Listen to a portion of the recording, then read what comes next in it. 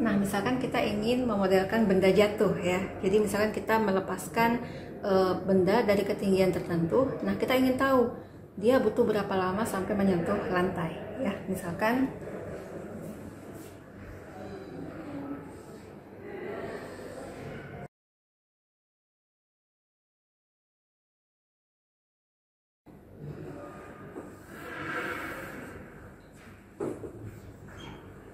ini ketinggian bendanya itu H ya. Posisi pada saat awal itu adalah sebut saja X0.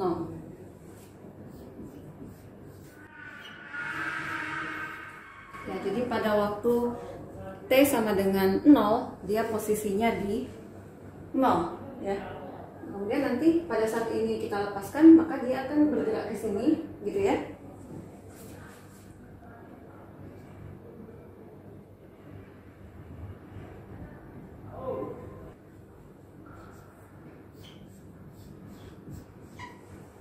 Jadi pada saat T dia posisinya di XT seperti itu.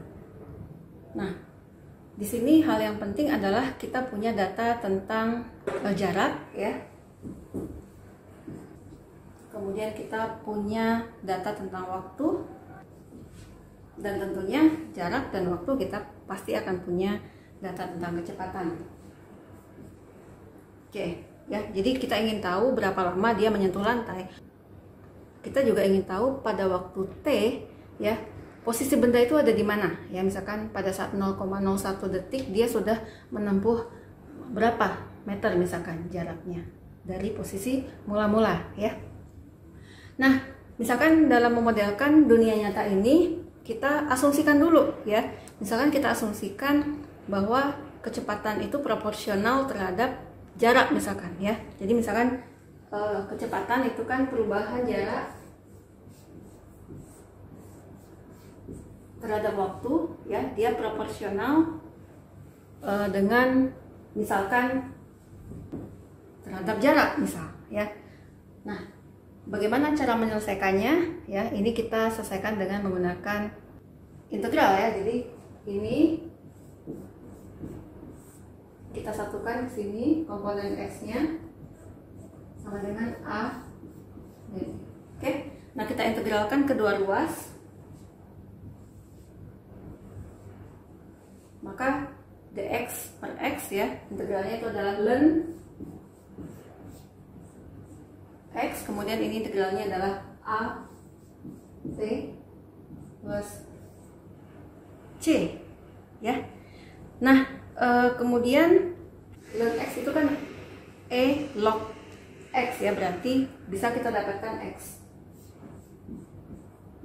E berpangkat AT plus C. Nah, ingat ya, ini ada penjumlahan, ini bisa kita ubah ke dalam bentuk E pangkat C dikalikan E berpangkat AT. Sebut saja ini C 1E pangkat AT ya, sebab bilangan alam berpangkat C itu adalah konstanta ya. Nah, pada tahap ini kita melakukan asumsi ya. Kita menggunakan asumsi. Apa asumsinya? Asumsinya adalah kecepatan itu sebanding dengan jarak.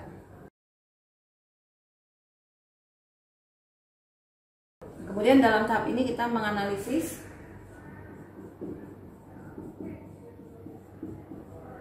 dan akhirnya kita mendapatkan satu model matematika XT adalah C konstan dikalikan E berpangkat AT. Ya, kita ingin tahu XT itu apa ya. Nah, sekarang kita masukkan nilai awalnya.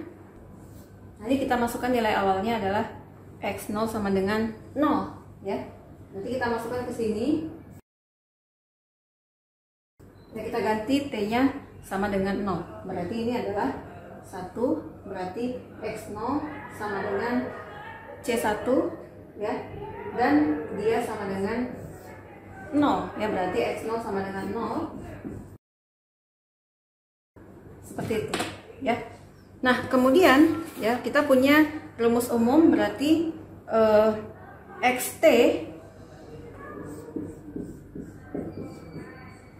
sama dengan, nah C1 ini boleh kita ganti dengan 0. Apa yang terjadi? Ya, XT-nya sama dengan 0. Berarti pada waktu T, dia tetap berada di posisi mula-mula, yaitu 0. Nah, apakah itu mungkin? Nah, ternyata model kita ini salah. Ya. Jadi ini tidak mungkin. Ya, kenapa tidak mungkin?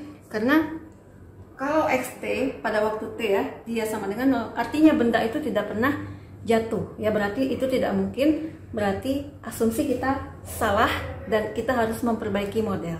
Oke? Nah, sekarang kita perbaiki asumsi ya. dx per dt bukan lagi ax tetapi sebut saja sesuatu kalikan t. Jadi dia kecepatan proporsional terhadap waktu ya. Nah, ini oleh ilmuwan yang bernama Galileo ya. Dia menemukan ya k itu adalah 32 kaki per detik.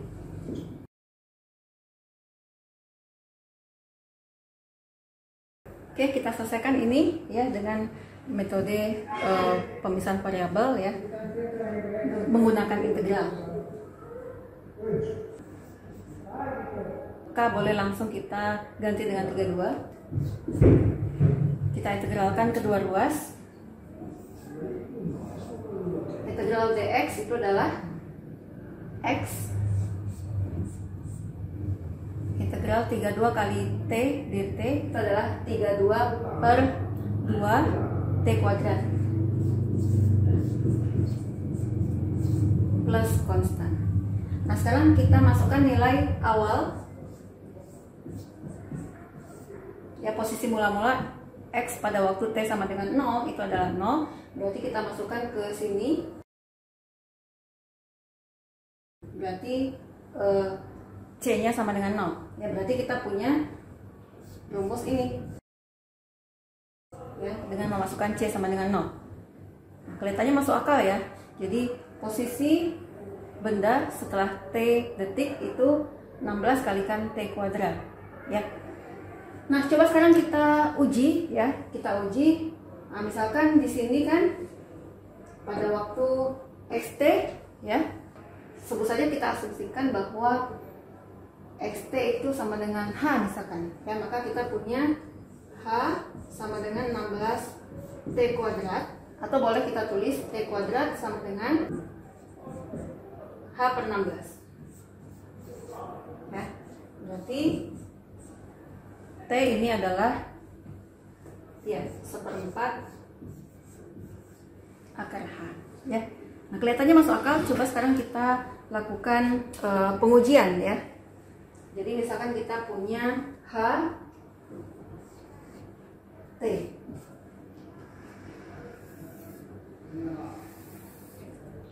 Nah, biar memudahkan, H kita uji dengan bilangan kuadrat ya. Misalnya 4, kemudian 16 lah ya, 25 dan seterusnya. Nah, jadi kalau ketinggian 4 meter katakanlah, atau 4 kaki ya, di sini dalam kaki ya, jadi 4 kaki, maka waktu yang dibutuhkan sampai ke dasar itu adalah 1/4 kalikan akar 4 setengah. Kemudian ini 1/4 kalikan 4 ya. Kemudian 1/4 akar 25 ya. Kemudian 1/4 kalikan akar 625 atau 25 ya, 25 dibagi 4 dan seterusnya ya. Baik, nah ini masuk akal. Akan tetapi andai kata kita masukkan hal yang lebih tinggi ya, misalkan 240.000 mil.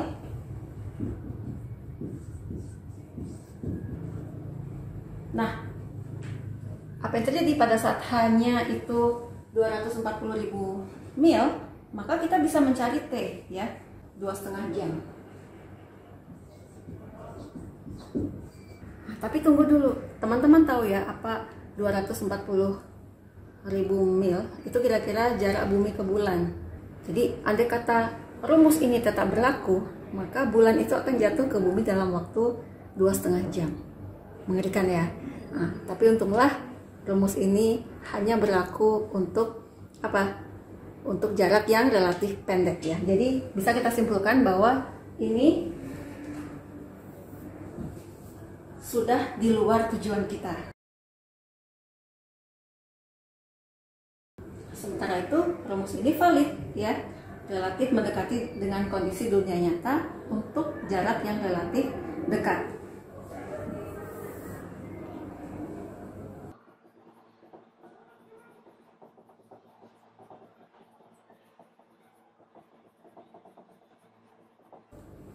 Baik ya, jadi intinya adalah proses pemodelan itu harus kita sesuaikan dengan tujuan kita, seperti itu ya. Baik, mungkin itu saja untuk pertemuan kali ini. Saya akhiri. Assalamualaikum warahmatullahi wabarakatuh.